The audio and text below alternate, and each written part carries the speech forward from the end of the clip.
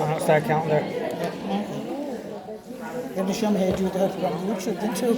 Oh yeah. See, I'm too old for this thing. Look, it's never too late to learn. Well, that's true. Still alive, still here, still going. Tomorrow's the last day, so. Excuse me. We have that quote, sociology. They're still working on it. I mind bound and all waiting for the open the submission. So I can actually put up the, so I can put up the thing and then put in, you can't put in the hard copy to the other side, this can't work. One way or the other, she's getting it tomorrow, whether she gets it, one way or the other. I'm not coming in next week. I'm not coming in special needs week. I have 2 exams next week. I'm one on the 3rd and one on the 4th. Yeah, I got 24-hour exams, so I'm coming in on the 5th, she can do the hard copy. My God, I said that. Something happens to me. It's a baby becoming a little bit.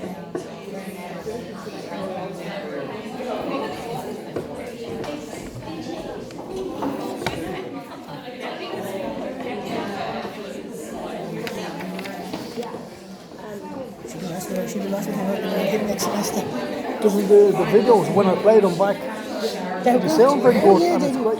It's just like being in class. Well, that's what I was saying. And that's why I said for next semester. For next semester, I think a few people are doing it. If someone was to miss a class, at least someone has it. Yeah. Because, you know, even seeing what she's doing and seeing the whole recording, and that picks her up great. Yeah. You know, it's just, you should never need to miss a class between us. Yeah, that's what I'm saying. Yeah. Good morning, everyone. Could you close the door there? Good morning, student back. Thanks very much. Last day of this module, when Laura is finished at the end, and we'll take 3 minutes to talk to you about exams and so on. But we're going to introduce our guest, who we're really privileged to have Detective Sergeant Laura Sweeney from National Protection Bureau, Domestic Abuse Bureau, National Protection Bureau, I call it, but anyway, Laura will tell you more about that. I'm just going to talk to you about domestic abuse. Thanks very much. You wouldn't believe how busy this woman is. We keep bumping into each other on the circuit. So thanks ever so much. Considering my last day of module, a little bit of pressure to make this as interesting as possible. I usually come here and I usually kind of do, it's like an information dump. And I actually just said this morning, I'm going to do it a little bit differently. You don't need to know, I suppose, the minute details of what happens when guards respond to a domestic abuse. So I'm just going to tailor it a little bit differently and allow for just a time at the end, just if you want to ask any question under the sun, this is your opportunity. My name is Laura Sweeney. I am the Detective Sergeant in charge of the National Domestic Abuse Unit. We feature under the Garda National Protective Services Bureau. We're based in Harcourt Square, and we unfortunately specialise in the worst that a human being can inflict on another human being: organised prostitution, child abuse, online child abuse, sexual abuse, historical sexual abuse, you name it. And it is not an accident or a mistake that domestic abuse features within the Bureau's remit. Within my unit, we basically deal with everything on domestic abuse from a national basis, from parliamentary questions to the boring stuff, policies and procedures. But the interesting side is where we have an opportunity to link in with a victim directly. And that's the part that I would be loath to lose. That's the part which forms the training we give to Gardaí. It's the part where we intersect and alter the course of what someone is living with and enduring. I don't know what your background is. I don't know what your perception is of domestic abuse. I don't know if you are in an unhealthy relationship at the moment. I don't know if you grew up in an unhealthy environment. But I can guarantee you, whatever your idea is of domestic abuse, I can guarantee you it does not match the reality. Domestic abuse in Ireland is an elderly woman walking into a Garda station in the west of Ireland in a blood-soaked nightdress, not because she wanted her husband of 46 years arrested, but because she could not stop the bleeding on her own. It is the third-degree burns on a woman's vagina because her ex-husband broke into her house and poured caustic soda all over her underwear. It is the teeth of the family pet removed by pliers in the sitting room to demonstrate to the children exactly how they are to behave. That is domestic abuse in Ireland since 2019. There are 3 current cases that we're supporting local Gardaí with. But the big issue I have is that domestic abuse, the only thing we should be considering when we're talking about domestic abuse, is domestic homicide. Domestic abuse affects everyone. I don't care if you're heterosexual, homosexual, bisexual, transsexual, gender fluid, domestic abuse affects everyone. 1 in 3 women and 1 in 7 men are victims of domestic abuse. But domestic homicide is gender specific.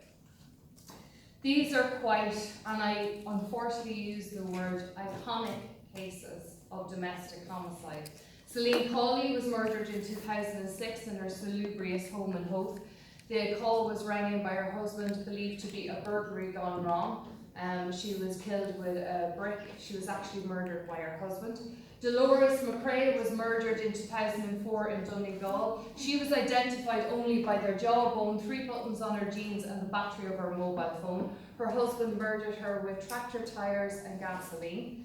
Clodagh Hall, who you all know, was murdered with her 3 sons, Liam, Niall and Ryan, in August 2016 by her husband, Alan Hall. Jasmine McGonigal was the first domestic homicide of this year on the 4th of January 2019. She was followed 5 days later by Elizabeth Petrowski, who was decapitated with an axe allegedly by her son, and I say that because the case is still current. Kitty Fitzgerald was murdered in 2016 by her husband. She was bet with an iron bar at 76 years of age. And then we have Amanda Carroll, who was murdered in 2018. Very sadly, her young son had a nightmare in the middle of the night, got up, crawled into the bed beside her, looking for comfort, not realising his mother was beaten to death in bed. That is only a fraction of the hundreds of faces I can put up in front of you. And we as an organisation in Garda Síochána have a key part in altering the course of a domestic homicide, because that's what I believe. Every single point of Garda engagement could alter a domestic homicide. Every single domestic abuse call is a precursor to domestic homicide. Here's a picture just of our figures from, the top figures from last year. I did an analysis just to see how many we have on our computer system. It's called Pulse. We're averaging about 500 to 600 calls on Pulse a week, 30,000 annually. That is not an accurate reflection of what's in society, considering I've just told you 1 in 3 women and 1 in 7 men. It does not match other police forces, considering the PSNI believe they respond to a domestic abuse call every 18 minutes, and Scottish Police, who have an equivalent population, respond to a domestic abuse call every 9 minutes. Domestic homicides are eclipsing all other murders in this country every single year. In 2016, you'll know it for the Regency murders. 32 million was acquired in setting up of the Armed Response Unit. The difficulty I have with that is that there was more domestic homicides that year, and I'm not anyway, after saying I got 32 million of the close of it to respond to domestic abuse. While global homicide figures are reducing, femicide figures are increasing. Women's Aid released a femicide report there on the 22nd of the 11th, and it makes for hard reading. 230 women and 16 children have been murdered. If a female is murdered in this country, there's an 80% chance she will know her killer. 56% chance will be a current or an ex-partner. And if you're a mother murdered in this country by a male relative, there'll be an 80% chance it's your son. That's quite frightening. The stranger danger is not the threat in Irish society. Organised crime killings affect a really small proportion of society, but domestic abuse affects every single town, every single estate, and every single generation. And it is not getting better. Our response to domestic abuse as an organisation was not what it should have been. Our training was confined to, here's the legislation, here's the powers, this is the information you tell the victim, next call. Because that's what you do have. You have a radio piece in your ear and you've literally someone saying, hi, I have another call coming in there, are you done, are you finished, are you pulled away from that because I've got, you know, a traffic accident, I have armed robbery, I have whatever. But what I'm trying to give out is that no call is more important than the domestic abuse call, because in no other call will a guard have a direct interaction with a domestic homicide victim and a domestic homicide offender. Crazy, in Ireland we do not have an offence for domestic abuse. Nuts, actually, when you consider it. But this is what we would classify as domestic abuse, and it is everything. While in Scotland they only describe domestic abuse as being interrelationship, in Ireland we class it as interfamilial as well. And it is far-reaching. It's like from sibling abuse to adults, parents to children, to partners, to dads to daughters, to mothers to sons, and vice versa. Everything about domestic abuse is about power and control. Nothing else. Absolutely nothing else. Got nothing to do with substance abuse, childhood experience. It's all about power and control. And it most definitely is not about what the victim did just before. And we naturally just force all this responsibility on the victim to alter what is going on in the environment, when the sole source of domestic abuse lies firmly at the feet of the abuser. There are so many requirements placed on us as an organisation. Policing plan, domestic abuse has been a priority cited since 2015 on policing plans. Second national strategy on domestic, sexual and gender-based violence, which is under the governance of the Department of Justice. Istanbul Conventions, which is the eradication of all violence and domestic violence against women, running on the premise that domestic abuse happens against women because they are women. On Garda Síochána's policy, we've had that since 2017. That's quite a detailed document. You can actually Google it. There is a public-facing one. And then the Criminal Justice Victims of Crime Act put huge responsibilities on this. And it is my job to weave all of these into the everyday and make it actually transferable, so when a member is responding to an incident at 3 and 4 o'clock in the morning. I won't go into too much detail because I imagine you've kind of covered the bases. As I said, everything about the abuser is their needs supersede everything else. It does not matter about work, elderly parents, kids to school, any of that. Everything revolves around them. They have that immense sense of entitlement. Even when murderers were being interviewed, they had that attitude of, I'm the victim. You know, you'll understand when I tell you exactly what happened, why I murdered my partner. Your victim, their sole purpose is to engage in coping strategies that de-escalate the situation, appease the abuser and stop the abuse. And they will literally be in a permanent state of anxiety because they're risk assessing. Everything about a victim is that they are risk assessing what do they do differently to offset the next attack, whether that be verbal, physical or otherwise. And like domestic abuse, we have this idea, that the physical is the marked, the greatest indicator of risk to a victim. It's not. Tracking, stalking, coercive control, they're greater indicators of a homicide before a physical assault even occurs. There was an analysis done of 478 domestic homicides in the UK. 46% of them only had a preceding physical assault incident. Everything else was about coercive control. And I'll talk about that a little bit later on. I don't separate, when I say victims, I don't separate the partners from the children. These are not the silent witnesses. You can imagine, children growing up in an environment where they just have that, they know that they have to behave a particular way, they're literally walking on eggshells. You can just, the impact on children, cognitive impairment, inability to, potty train, interaction with friends in school. There was a study done by Dr. Eamon McCrory of University College London, and he did analysis of MRI images of children exposed to domestic abuse, and they were found to be identical to the MRI images of soldiers in combat. That's the impact on domestic abuse on children. It is not the sole focus on the partner. The effects, as I said before, are far-reaching, seeping through generations, leaving scars that will never heal. I've tried to simplify, I suppose, what our role is, and as I said before, there have been times when we are getting this wrong, and it's because of the sheer volume of it. But our premise, and I've literally pulled this from the Istanbul Convention, the 3 pillars: protect, prevent, and prosecute. And that's what members need to be considering every single call they go to, and when they pull away, have they achieved every single one of those? Now, our criminal justice system is adversarial. We require an engagement by the victim in supporting a prosecution. But step 1 is, if there is a power of arrest, a member of An Garda Síochána only has to have a reasonable grounds to believe. We do not require a statement to effect an arrest when we're talking about domestic abuse. And I'll talk about the Act a little bit later on. We need to prevent, so just understand the dynamics of what's going on in a domestic abuse environment. As in, it's not so simple to go and get a domestic abuse order. So you have the criminal courts and you have the civil courts. Your domestic abuse orders are acquired through the civil courts. If there's a breach of any of those orders, it moves into the realm of the criminal courts. But this is what a victim thinks.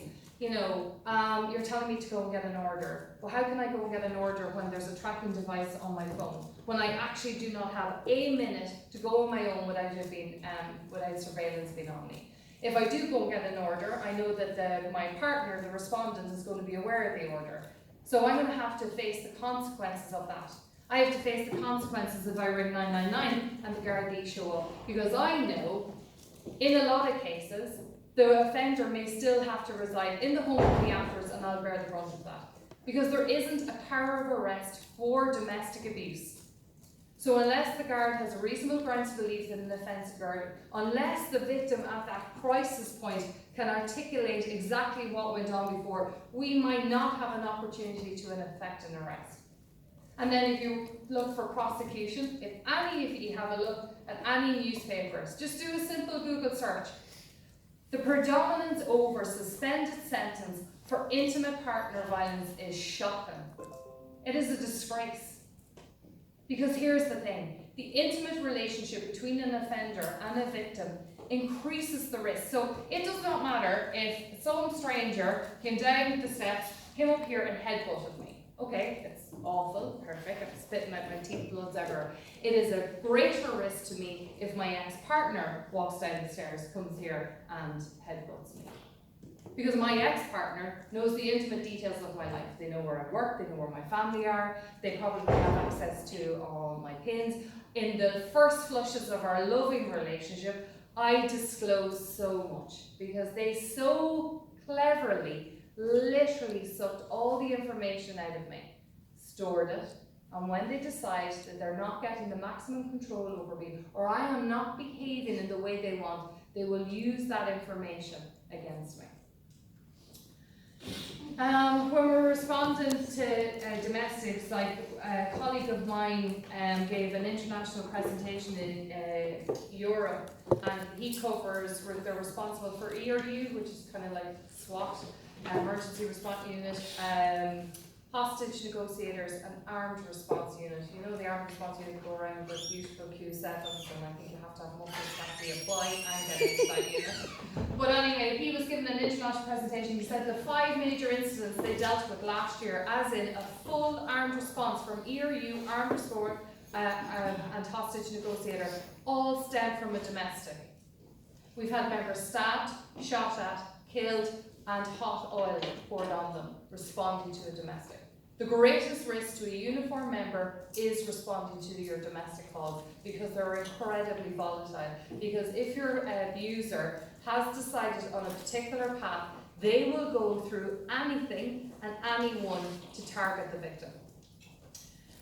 This is what we put up just to try to drill it home as to what we're looking for from members. They have to assess the risk.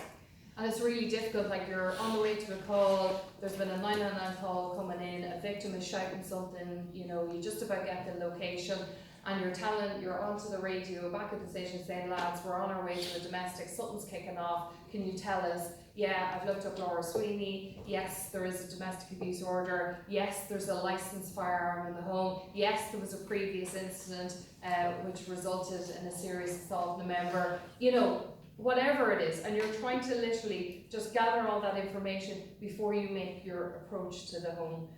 As I said, physical abuse isn't the greatest indicator. We have to look at the frequency, duration, the effects, and the severity. Those days are gone of walking into a domestic and just literally dealing with the domestic incident in isolation, as in each call is a silo.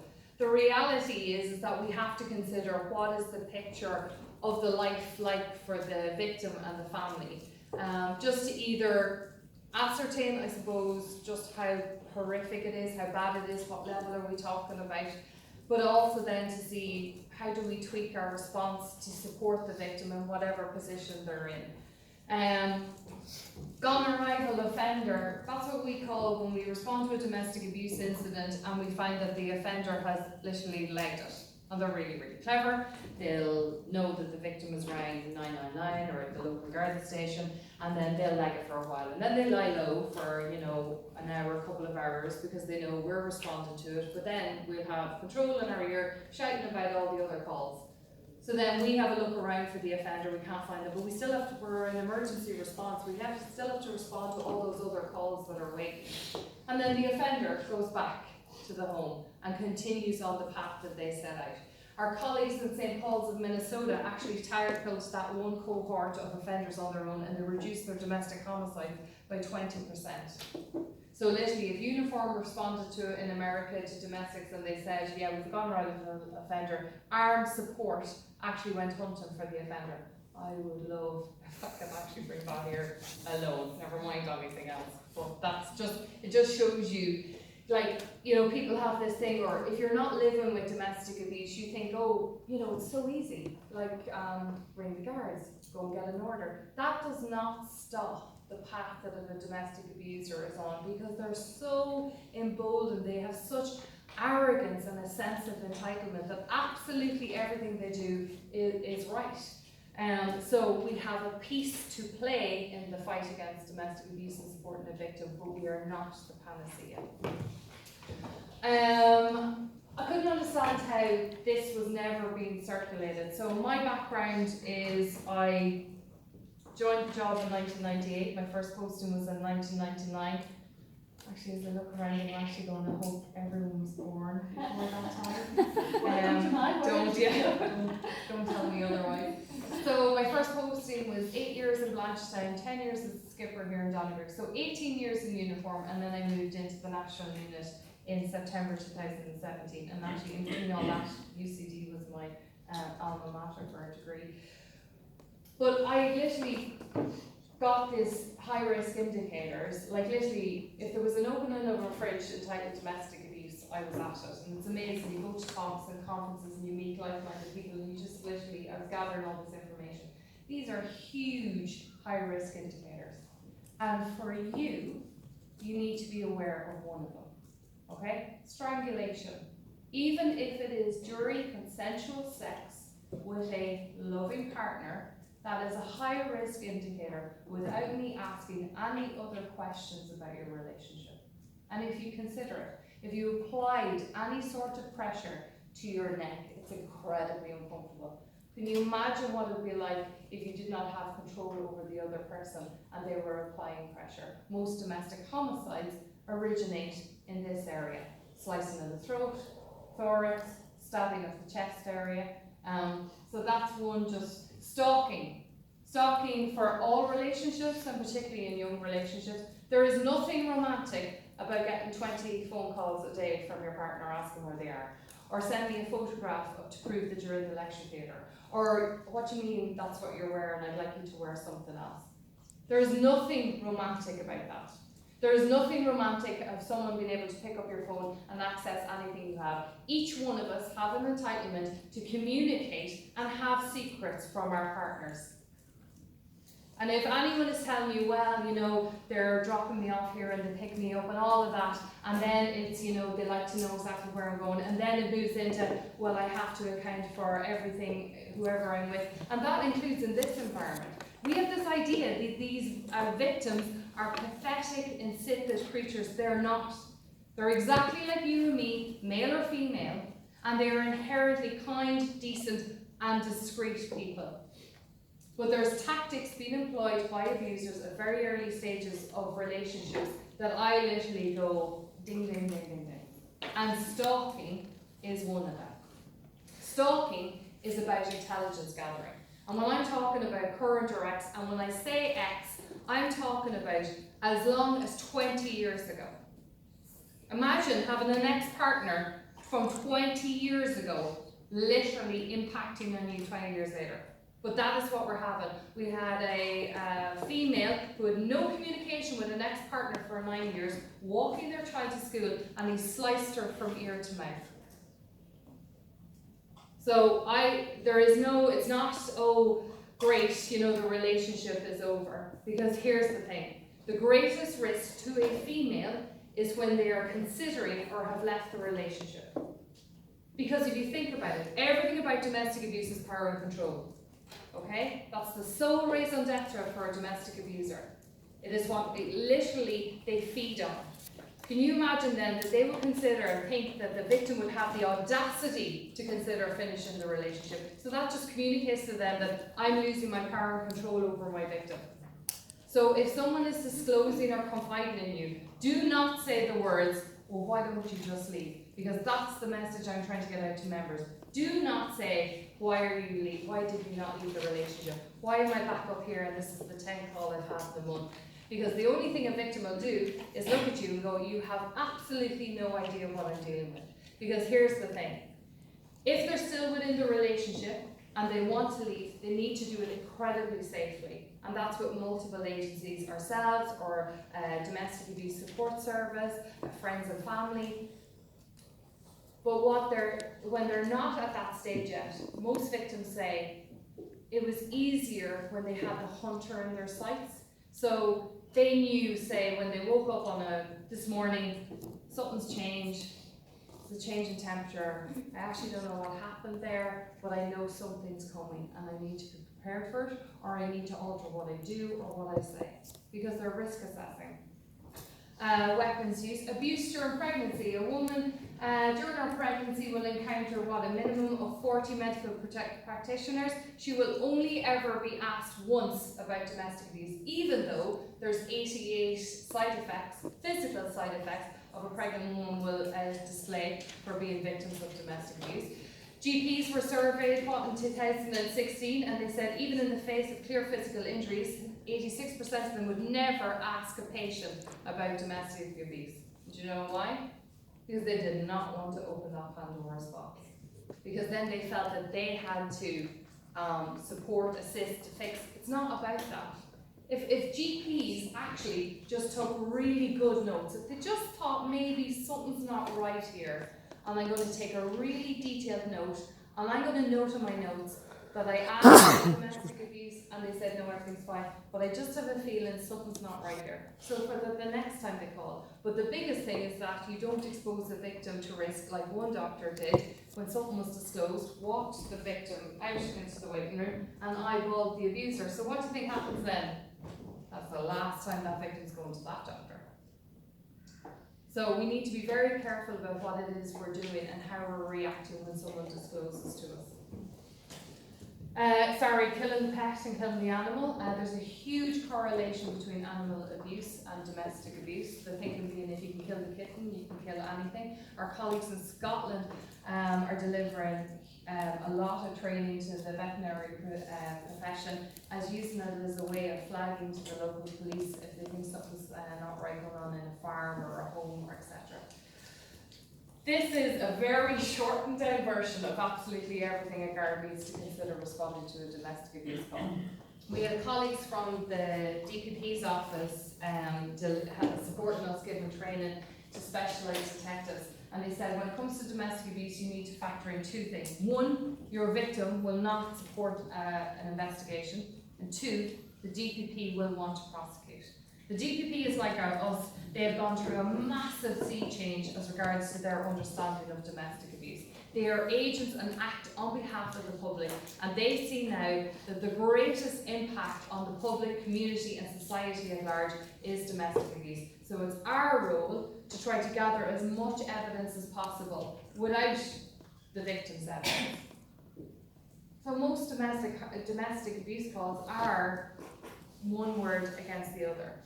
We have a huge responsibility, and it can be incredibly challenging and difficult to try to gather evidence everywhere else. But if you think about it, so I call the guards and I've been assaulted by my partner, but there's no physical assault, and then they respond, and then I say, yeah, actually I am going to go make a complaint. So I am going to provide a statement. I'm taken away by an ambulance and I get patched up in that local hospital. And then, you know, a couple of days later, the guard touches base with me and I say, no, actually, you know, my partner's apologised, they said they're really sorry, they were stressed at work, I completely understand, I don't want to make a statement. I'm telling members, okay, get your copy of your 999 call, get your statements of your fire brigade. In Dublin, fire brigade support all armed ambulance calls out. So get your statements from your fire brigade, get your statements of your paramedics in the ambulance, get your statement of whatever nurses were in the hospital. Get absolutely everything except the medical records, because I would have to give a statement to say I want the medical records released. But I've now reevaluated the relationship. I believe my partner, and they said they're really, really sorry and it's never going to happen again. So I'm not going to support an investigation or a prosecution. So that's the steps we need to go to try to take the pressure off the victim. Because here's the thing, Gardaí are the unknown variable in the victim's eyes who could make matters worse. Everything about domestic abuse for a victim is just draining. I even have a problem with the word victim. I think if you live with domestic abuse, it is the ultimate test of endurance, because you think about it first thing in the morning, last thing at night, and you are anticipating everything.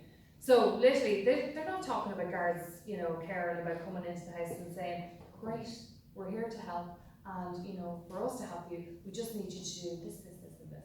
And the victim's going, great. And then 24 hours later, they completely reevaluate their relationship. They've taken on board what the abuser said, or they've actually said, hang on a second, shit, I called 999 because things were so bad at that crisis point, I needed an immediate intervention to either protect me or protect my family or whatever it was. But now I went, there's a consequence to me ringing 999.